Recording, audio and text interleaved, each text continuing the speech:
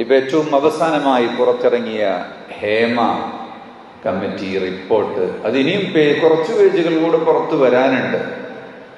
മനുഷ്യർക്ക് സ്വതന്ത്രമായ സാംസ്കാരിക വ്യവഹാരം ഉറപ്പു നൽകാൻ സാധിക്കുമ്പോഴേ നവകേരളം എന്ന സങ്കല്പം അർത്ഥമാകൂ.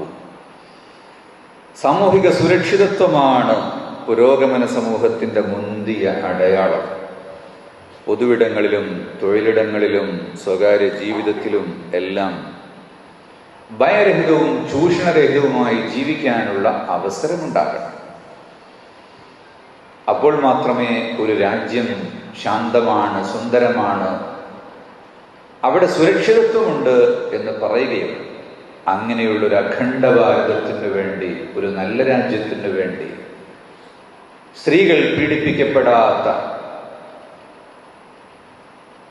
കുട്ടികൾ പീഡിപ്പിക്കപ്പെടാത്ത, ആരും ദ്രോഹിക്കപ്പെടാത്ത, മതത്തിൻ്റെയോ ജാതിയുടെയോ ലിംഗത്തിൻ്റെയോ വർണ്ണത്തിൻ്റെയോ വർഗത്തിൻ്റെയോ ഭാഷയുടെയോ പേരിൽ വിവേചനത്തിന് ഇരയാക്കപ്പെടാത്ത സുന്ദരമായൊരു രാജ്യം, നമ്മുടെ പൂർവികർ സ്വപ്നം കണ്ടിട്ടുള്ള, അവർ വിവക്ഷിച്ചിട്ടുള്ള ആ ഒരു രാജ്യം പൂവണിയുന്നതിന് ഈ രാജ്യത്തോടൊപ്പം നിൽക്കാൻ പറ്റിയ യുവസമൂഹത്തെ വാർത്തെടുക്കാൻ SYS നിലകൊള്ളുന്നു.